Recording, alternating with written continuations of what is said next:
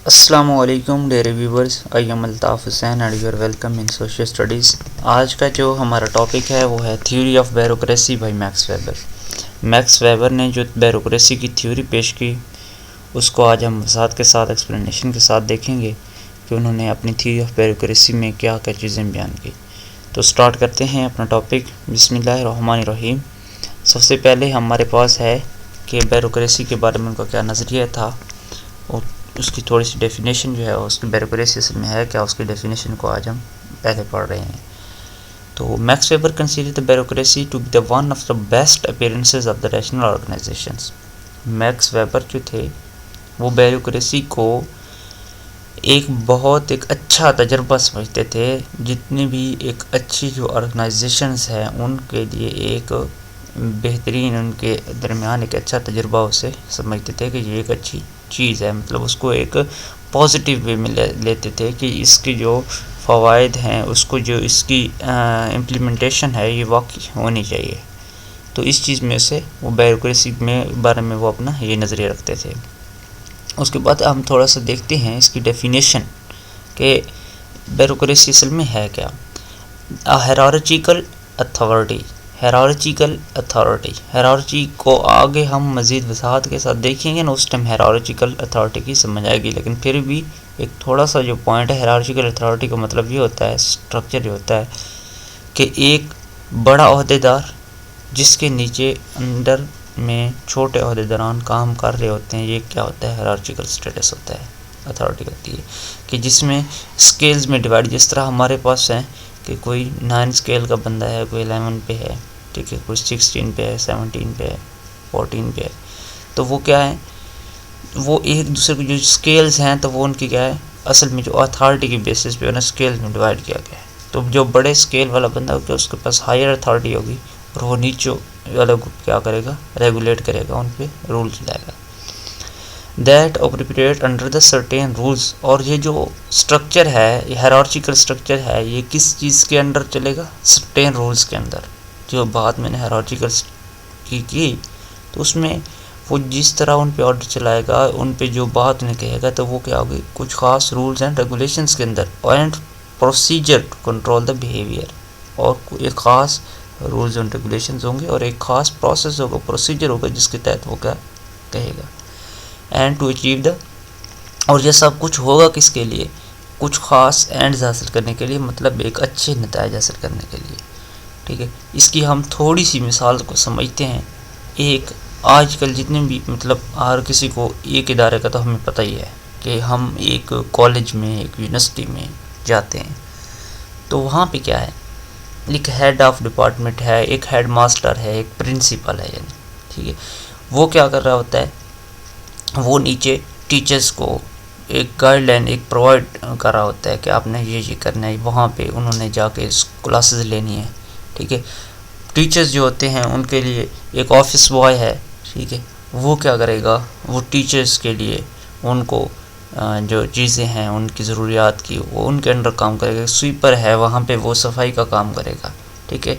एक माली है, वो क्या करेगा, अपने वहाँ की जो दरख्त वगैरह, पौधे वगैरह हैं, उनकी क्या देखभाल करेगा। तो ये सारी चीज़ें क्या हैं, हायरार्चिकल स्टेटस है, ठीक है। अब माली जो होगा उसका काम हेडमास्टर ने नहीं करना और ना हेडमास्टर का काम माली ने करना है। तो ये क्या है, और ये सर्टेन एंड्स की असल जो हम पॉइंट समझने की कोशिश करें, सर्टेन एंड्स, तो ये क्या होगा, ये सब लोग मिल के इनका जो सर्टेन एंड्स क्या है कि वहाँ बच्चों को तालीम देनी है, ठीक है। एक सिक्योरिटी का कोई इदारा है, पुलिस है, तो वहाँ पे डिफरेंट स्केल के डिफरेंट ऑफिशियल्स काम कर रहे हैं, बड़े हायर अथॉरिटीज़ हैं, उनके अंडर कुछ सोल्जर्स होते हैं, वो कोई सारे, उन सब का मकसद क्या होता है, क्राइम कंट्रोल करना होता है, चाहे वो हायर अथॉरिटीज़ होती हैं या चाहे वो कोई आम सोल्जर सिपाही होता है। उन सब का मिल के काम क्या करना होता है, एक क्राइम को कंट्रोल करना होता है। यही क्या होती है, सर्टेन एंड्स होती हैं, ठीक है। उनकी जो ख़ास हदूद, मतलब वो एक स्ट्रक्चर को फॉलो करते हुए, किसी ख़ास प्रोसीजर, रूल्स एंड रेगुलेशंस को फॉलो करते हुए, ठीक है, एक हद तक एक किसी ख़ास एंड को हासिल करते हैं। ये क्या कहलाती है, ब्यूरोक्रेसी कहलाती है। इसकी जो ब्यूरोक्रेसी की करैक्टरिस्टिक्स, असल जो मैक्स वेबर हैं उनकी जो थ्योरी ऑफ ब्यूरोक्रेसी है वो असल में कैरेक्टरिस्टिक्स ऑफ ब्यूरोक्रेसी है। थ्योरी ऑफ ब्यूरोक्रेसी में वो कैरेक्टरिस्टिक्स ऑफ ब्यूरोक्रेसी पे बात करते हैं कि जो ब्यूरोक्रेसी है वो इस टाइप की होनी चाहिए। ठीक है, ब्यूरोक्रेसी असल में जो उन्होंने जो कंसेप्ट दिया था, इसके पीछे कंसेप्ट के पीछे भी एक वजह है। जब उनका टाइम था तो उस टाइम ये ब्यूरोक्रेटिक सिस्टम है इस तरह नहीं चल रहा था। जो भी कोई भी हमारे पास होता है, एक थिंकर हैं, फिलासफर हैं, वो थ्योरीज कब देते हैं? जब उनके पास एक चीज़, एक मसला, एक सोशियोलॉजिस्ट है उसके सामने कोई मसला आ रहा होता है तो उसके बाद वो थ्योरी देता है ना। ठीक है, उसके बाद वो थ्योरी, ये तो बात एक काम चल रहा है। तो अब हम ब्यूरोक्रेसी की ये जो थ्योरी, जिस तरह ब्यूरोक्रेसी वर्क कर रही है, अगर इसके अंदर कोई प्रॉब्लम नहीं है तो हम उसकी तारीफ़ों में वो थ्योरीज नहीं दिया करते थे। वो बल्कि क्या करते थे, उनको जो मसाइल दिखाई देते थे उनको हाईलाइट करने के लिए, या इस तरह से इन्हें पेश करना चाहिए या इस तरह से रेगुलेट करना चाहिए, जो उनकी कमियाँ कोताहियाँ होती थी वो उनको हाईलाइट करते थे। तो उस टाइम जो ब्यूरोक्रेसी सिस्टम मौजूद नहीं था। लोग क्या करते थे, कोई इस खास किस्म की डिविजन्स नहीं होती थी, हायरार्चिकल स्टेटस नहीं होता था, कोई रूल्स एंड रेगुलेशंस नहीं थे। लोग मतलब कोई एक सिस्टम की कमी थी और उन्होंने यही सिस्टम इंट्रोड्यूस करवाया, यही थ्योरी ऑफ ब्यूरोक्रेसी है, जिसमें वो ये चीज़ें बयान कर रहे हैं कि जो उसकी जो करेक्टरिस्टिक्स हैं ब्यूरोक्रेसी की, कि ये इस किस्म का सिस्टम होना चाहिए। ठीक है, characteristic of bureaucracy as outline by the Max Weber are discuss below, and the official duties, hierarchy, rules and regulation, impersonality, technical expertise, separation of private from personal। तो यही 6 करेक्टरिस्टिक्स हैं जिनको अब हम वन बाई वन वजाहत के साथ देखेंगे। Official duties, official duties क्या होती हैं? मतलब उसके एक बंदे के जो फ़राइज़ होते हैं, एक ज़ाती उसकी जो ड्यूटी होती है वो क्या कहलाती है? एक ख़ास उस ड्यूटी एक मकसद के लगा जाता है, वो उसकी ऑफिशियल ड्यूटी कहलाती है।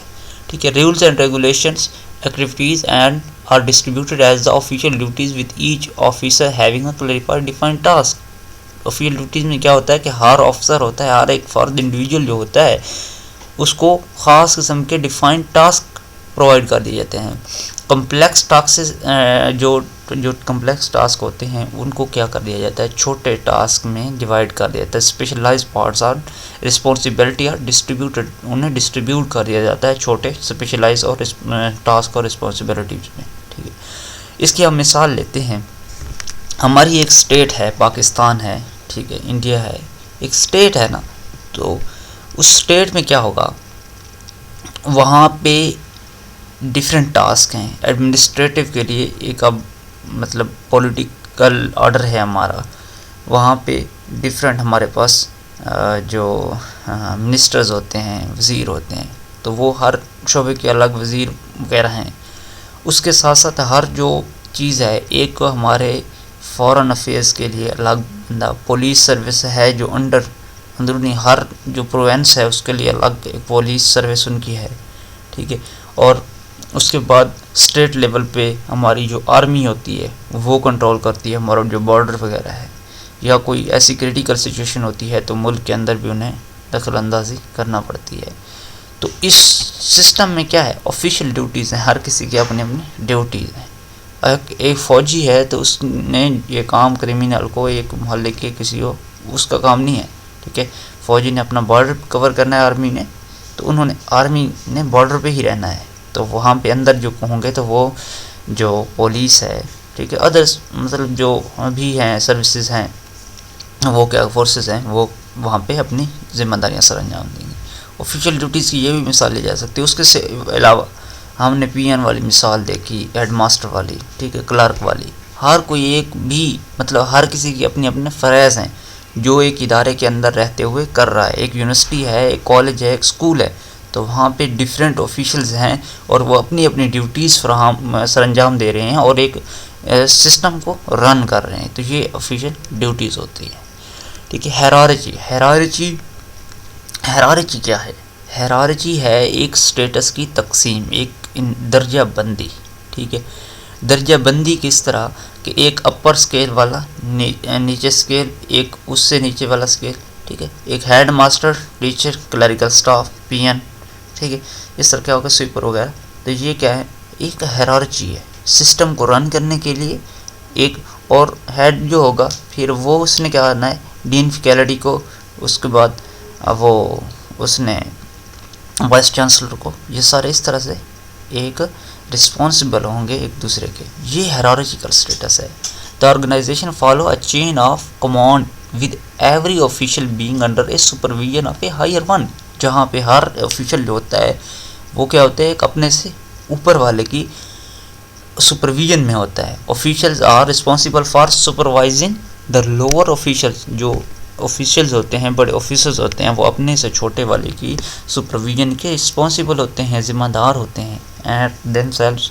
एक अब जो वाइस चांसलर की बात करें हम, तो वाइस चांसलर है, यूनिवर्सिटी में विजिट करता है, तो वो क्या होगा, एक डिपार्टमेंट जाएगा तो उसने पीएन से नहीं पूछना, टीचर्स को बुला के नहीं पूछना, बल्कि उसकी जो सारा जो कॉन्टैक्ट होगा वो सारे के सारा किसके साथ होगा, एक हेड के साथ होगा, हेडमास्टर के साथ होगा, क्योंकि उसने उनको वो वहाँ पे किस लिए है, उन नीचे वालों को कंट्रोल करने के लिए। इसकी मिसाल हमने यही देखी, headmaster, teacher, clerk and PN in school. उसके बाद है rules and regulations. Rules and regulations तो किसी भी काम को करने के लिए, चलाने के लिए बहुत ज़्यादा ज़रूरी है। ब्यूरोक्रेटिक ऑर्गेनाइजेशन है, वहाँ पे derive their legitimacy from the written rules and regulation which clearly state everything. ये जो ब्यूरोक्रेटिक सिस्टम है ये तब ही चल सकेगा कि जब रूल्स एंड रेगुलेशन और रिटन फॉर्म में हो, बोले ना हो, ठीक है, और हर चीज़ वहाँ पे क्लियरली लिखी हुई हो कि ये जो है इस तरह से सब की जो रिस्पॉन्सिबिलिटीज़ हैं वो ये हैं, टाइमिंग ये है, रिस्पॉन्सिबिलिटीज़ ये हैं, और इस तरह से करना है सब ने। तो ये क्या चीज़ें हैं, रूल्स एंड रेगुलेशंस में ये सारी चीज़ें होती हैं जो भी किसी भी ऑर्गेनाइजेशन को, किसी भी सिस्टम को चलाने के लिए बहुत ज़्यादा ज़रूरी है, और जो उसके पर्सन है जो वहाँ पे काम कर रहा होता है उसके लिए भी ज़रूरी है कि वो सब उन रूल्स एंड रेगुलेशंस को स्ट्रिक्टली फॉलो करे, और जो बड़े ऑफिशियल्स हैं वो उन रूल्स एंड रेगुलेशन को स्ट्रिक्टली फॉलो करवाएं। उसके बाद हमारे पास है इम्पर्सनैलिटी। इम्पर्सनैलिटी क्या, अपनी ज़ात को प्रेफर ना करना, अपनी जो जज्बात हैं, आपके जो सेंटीमेंट, इमोशंस हैं, सेंटीमेंट्स हैं, उनको साइड पे रखना, ठीक है। ब्यूरोक्रेटिक्स में क्या होता है, यही चीज़ होती है कि अपने आप को अपने साइड पे रखना है। जो आपको गाइडलाइन प्रोवाइड की जाती हैं, अपनी पसंद नापसंद को वहाँ पे है आपने नहीं लाना, अपनी फीलिंग्स को, अपने रिलेशनशिप्स को वहाँ से निकाल के अपने रूल्स, जो गाइडलाइंस आपको इंस्ट्रक्शंस जो दी गई हैं, तो उसके साथ आपको चलना होता है, ठीक है। Bureaucracies are impersonal having no place for emotions and sentiments. इसमें कोई इमोशंस और सेंटिमेंट्स की कोई जगह नहीं होती आपके, ठीक है। The interaction is guided by the formal rules and regulations and personal concern such as feeling relations are developed. ये पर्सनल कंसर्न जो होती हैं उनको निकाल दिया जाता है। टेक्निकल एक्सपर्टीज़, एक बंदा जो है तो उसकी सिलेक्शन जो होती है ब्यूरोक्रेसी में, ब्यूरोक्रेटिक जो सिस्टम है, तो उसमें एक बंदे की जो एक ऑफिशियल है उसको जो ड्यूटीज़ दी जाती हैं या दी जाएँ, एक उसे पोस्ट प्रोवाइड की जाती है। कोई ऑर्गेनाइजेशन है, कोई इदारा है, चाहे वो, अच्छा ये बात भी सामने रखनी है कि और सिर्फ ये प्राइवेट सरकारी गवर्नमेंट की हम बात करते हैं तो वहाँ पे नहीं होती, सरकारी इदारों में सिर्फ ये ब्यूरोक्रेटिक नहीं होते, बल्कि जो प्राइवेट इंस्टीट्यूशन है वो भी ब्यूरोक्रेसी के रूल को फॉलो करते हैं, ठीक है। वहाँ पे कोई भी बंदा होगा, एक टेक्निकल एक्सपर्टीज़ है, तो एक कंप्यूटर का काम है तो वो क्या करेगा, कंप्यूटर का एक्सपर्ट बंदा ही वहाँ पे आएगा, ठीक है। वहाँ पे कोई ऐसा नहीं होगा कि वो कंप्यूटर का काम उसे आता ही ना हो और उसे वहाँ पे बिठा दिया जाए। जो काम जिस काम में वो एक्सपर्ट होगा, वो एक्सपर्टीज़ की बेस पे वो वहाँ पे काम करेगा, वहाँ पे रुकेगा।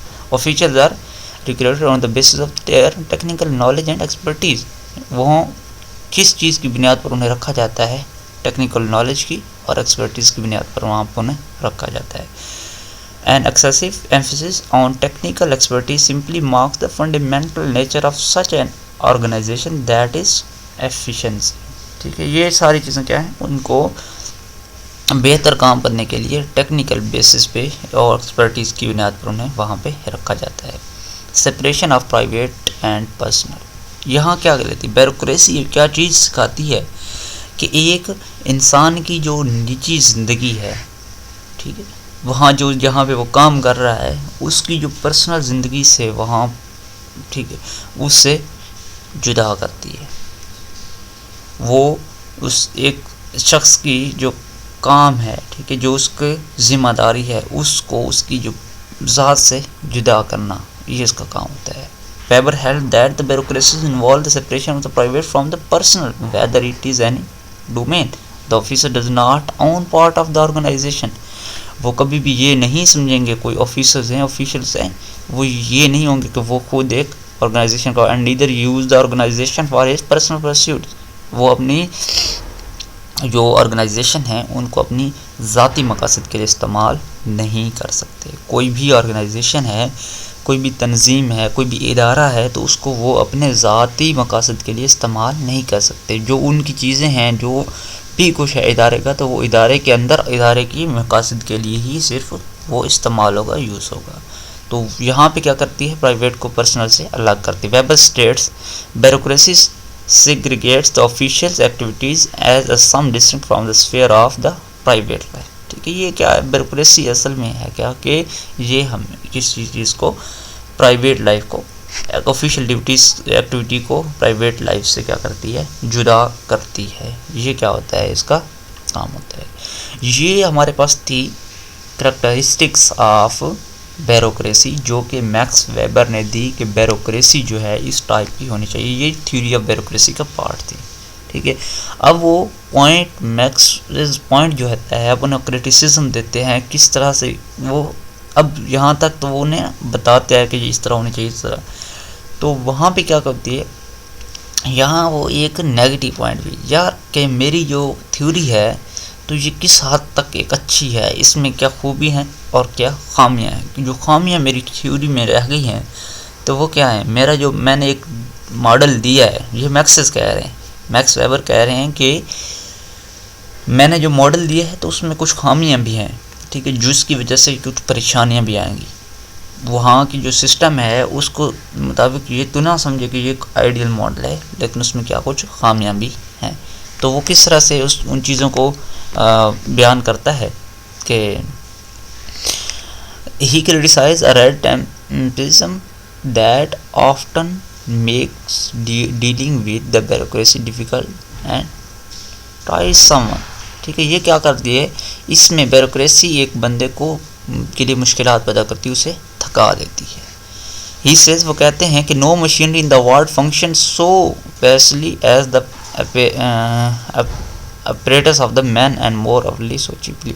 ठीक है, एक जो यहाँ पे कोई ऐसी मशीन नहीं है, ठीक है, जो इस तरह से फंक्शन करे, एक इंसान जिस तरह से एक काम कर सकता है ऑफिशियली, अगर उसको एक सिस्टम के तहत चलाया जाए तो वहाँ पे कोई वो नहीं रह सकता। ठीक है, every employ is reduces to a cause. यहाँ पे क्या होता है, वो कहता है कि ये जो मैंने जो सिस्टम इंट्रोड्यूस करवाया है, तो यहाँ पे क्या होगा, अब एक सिस्टम ऑर्गेनाइजेशन है तो उसमें हर इंसान को एक टास्क दिया गया है ना, तो एक मशीन है, हमारे पास एक मशीन है, ठीक है, एक बाइक है, तो वहाँ पे एक, ठीक है, एक वहाँ पे पेट्रोल डालने के लिए एक अलग से टैंक बनाया जाता है, ठीक है, उसका एक अपना काम है, ठीक है, सिलेंसर होता है, उसका काम है धुआं निकालना, ठीक है, कुछ आपके शॉक हैं वो क्या करेंगे, आपको जम वगैरह से थोड़ा सा आपको प्रोटेक्शन प्रोवाइड करेंगे, सेफ गार्ड है, ठीक है, वही व्हील है उसका, ठीक है, टायर है, उन हर चीज़ का क्या अलग फंक्शन है। तो इंसान भी है ब्यूरोक्रेटिक सिस्टम में इसी तरह एक अलग अलग पुर्जा, एक मशीन का एक पुर्जा बन। मशीन क्या है, मशीन वो इदारा है जिसमें वो काम कर रहा है, मशीन क्या है, वो इदारा है जिसमें वो काम कर रहा है, और इंसान क्या है, यहाँ पे ब्यूरोक्रेटिक सिस्टम में वो कहता है कि वो एक छोटा सा वही एक टायर बन के रह जाता है, एक पुर्जा बन के रह जाता है, एक शाक बन के रह जाता है, एक वहाँ का पेट्रोल को स्टोर करने के लिए एक डब्बा बन के रह जाता है, मतलब कि वो अपने एक ख़ास एक पुर्जा बन के रह जाता है उस मशीन में। ठीक है, in this bureaucratic machine and rational calculate and when confronted with his reality he will only ask how to become the slightly larger cow। और ये जो है, ये चीज़ें हैं क्या आती हैं, जब वो इतना छोटा होता है ना, मतलब उसको अपनी एक ही ड्यूटी दे दी जाती है, एक ही काम में वो लगा होता है, उस काम की वजह से वो थोड़ा ना थक जाता है और ख़ुद को ना कुछ मज़ीद चेंज करने की कोशिश करता है, वहाँ पे वो अपने आप को तब्दीली के लिए लाता है, कुछ बड़ा बनने की कोशिश करता है। We are in despair because of our absence and bureaucratisations. ठीक है, ये सारी चीज़ें वो उसमें यही बात सबसे ज़्यादा बयान कर रहा है कि इंसान जो है यहाँ पर थकावट महसूस करता है, वो एक छोटा उसका जो टास्क हैं वो कम हो जाते हैं, वो एक छोटे से पॉइंट पे जगह आके खड़ा हो जाता है। उसके बाद ये कहते हैं क्रिटिसिज्म। ये क्रिटिसिज्म जो है ये वेबर ने नहीं की, बल्कि ये कोई भी आप काम करते हैं तो उस पे लोग बात भी करते हैं। कुछ लोग फैक्ट्स के बाद साथ बात करते हैं, कुछ तो वैसे ही कर देते हैं ना, लेकिन ये जो बात है फैक्ट्स के साथ बात, जो क्रिटिसिज्म जो सोशलॉजिस्ट ने अपना क्रिटिसाइज़ किया इस थ्योरी को कि ये किस तरह से इतनी एक अच्छी, बिल्कुल भी 100% भी कोई ठीक नहीं है। तो वो क्या कहते हैं, in this model this is the ideal model that weber present represents. जो आइडियल मॉडल है ये जो वेबर ने बयान किया, उसको वजाहत के साथ मतलब उसको हाईलाइट करवाया, उसको पेश किया। And many bureaucracies around the world have the same characteristic with the Weberian model. ठीक है, वेबरियन मॉडल जो है ये हम भी फॉलो कर रहे हैं। ठीक है, बहुत सारे कंट्रीज़ जो ये मैक्स वेबर का दिया हुआ जो ब्यूरोक्रेटिक मॉडल है उसको वो लोग सारे फॉलो कर रहे हैं। ठीक है, ये एक उसकी अच्छी चीज़ है कि वो इस हद तक एक अच्छा, इतनी बिल्कुल भी निगलेक्टेड नहीं है। Although this paradigm works well under the rules regular. वो कहता है कि ये जो सिस्टम है, ये जो ब्यूरोक्रेटिक मॉडल है, ये काम करता है। कब करता है? जब वो रेगुलर सर्कमस्टेंसेस, मतलब बाकायदा जो हालात होते हैं हमारे रोज़ाना जो मामूल के हालात होते हैं, उनमें क्या करता है, ये काम करता है, अच्छे से करता है। क्योंकि एक मामूल की बात है ना कि पीएन भी आ रहा है, टीचर भी आ रहा है, हेडमास्टर भी आ रहा है, माली भी आ रहा है, वो सारे आ रहे हैं, तो वो क्या करेगा, वो काम करेगा ना, इदारा अच्छे से काम कर रहा है। लेकिन अगर उनमें से इमरजेंसी सिचुएशन है कि कुछ नहीं आ सकते, तो ऐसी सिचुएशन में क्या होता है कि वो काम नहीं कर सकता। कुछ इमरजेंसी सॉल्यूशंस होती हैं, सिचुएशंस ऐसी आ जाती हैं कि जब मतलब कुछ मिस हो जाते हैं, शॉर्ट इमरजेंसी सिचुएशन में होती हैं, ये मॉडल जो होता है वहाँ पे फेल हो जाता है। क्यों? अगर एक बंदा है तो उसके ढेर सारे टास्क होते थे ना, ठीक है, बंदे 2-4 निकल गया दरमियान में से, तो वो किसी ने कहीं पे हाथ बटा लिया, किसी ने कहीं पे हाथ बटा लिया, तो उनकी फील भी नहीं होता था। लेकिन अगर ऐसी सिचुएशन है जब ब्यूरोक्रेटिक मॉडल, हर किसी का अपना टास्क है, ठीक है, तो वहाँ पे क्या करेगा, एक बंदा नहीं आया, अब एक दिन पीएन नहीं आया तो उसने सफाई नहीं की, तो वो सफाई नहीं होगी। ठीक है, तो ये क्या है, यहाँ पे इमरजेंसी सिचुएशंस में ये फॉल कर जाता है। ब्यूरोक्रेट्स जो होते हैं have a train in ability and become the ineffective when there are no rules in place. ठीक है, जहाँ यहाँ पर रूल्स ना हो ना, तो वहाँ क्या होता है, इनएबिलिटी हो जाती है, वो गैर मौसर हो जाते हैं, बिल्कुल जो उनकी ट्रेन इनएबिलिटी ये गैर मौसर बन जाती है। ठीक है, the growth of the society. और वो एक और बात भी करते हैं, अच्छा यहाँ क्या बात करते हैं कि जो बाज़ औक़ात ये होती है ना, रूल्स एंड रेगुलेशंस जो वहाँ पे हाईलाइट किए गए हैं कि ब्यूरोक्रेसी की करैक्टरिस्टिक्स में वेबर ने कहा था कि रूल्स एंड रेगुलेशंस जो होने चाहिए उनको हाईलाइट करना चाहिए, रिटन फॉर्म में होने चाहिए। लेकिन ये कहता है कि समटाइम्स ऐसे होता है कि रूल्स एंड रेगुलेशंस को फॉलो करते करते वो उसकी कारकर्दगी पे असर पड़ता है। जो इदारा होता है वो अपने जो काम होते हैं उनको उस तरह अच्छे से वो नहीं कर पाता। ये कहते वहाँ पे रूल्स एंड रेगुलेशन की वजह से वो रिजेक्ट कर रहे हैं। Rules must be observed but they must not get in the way of the policy maker achieving their objective. जो रूल्स हैं उनको ओबे किया जाए, ऑब्जर्व किया जाए, ठीक है, लेकिन पॉलिसी मेकर जब एक कोई ख़ास ऑब्जेक्टिव्स को हासिल करने के लिए आ रहे हों तो उन रूल्स एंड रेगुलेशंस को उनके राह में नहीं आना चाहिए। मतलब जो सर्टेन सिचुएशन कोई ऐसी काम है जो कि उस इदारे के रनिंग के लिए, उस इदारे के जो वर्किंग है उनके लिए उसके लिए बहुत ज़रूरी हो, तो उस दौरान ये रूल्स एंड रेगुलेशंस जो हैं इनको दरमियान में नहीं आना चाहिए, ये वो कहते हैं। तो ये आज का जो हमारा टॉपिक था मैक्स वेबर की थ्योरी ऑफ ब्यूरोक्रेसी, उसमें जो हमने करैक्टरिस्टिक्स ऑफ ब्यूरोक्रेसी जो मैक्स वेबर ने असल में बयान की थी, उसको आज हमने वसाहत के साथ देखा है। तो उम्मीद करता हूँ आपको आज का ये टॉपिक समझ आया होगा। अगर वीडियो पसंद आई तो वीडियो को लाइक और चैनल को सब्सक्राइब करते जाइएगा। अल्लाह हाफिज़।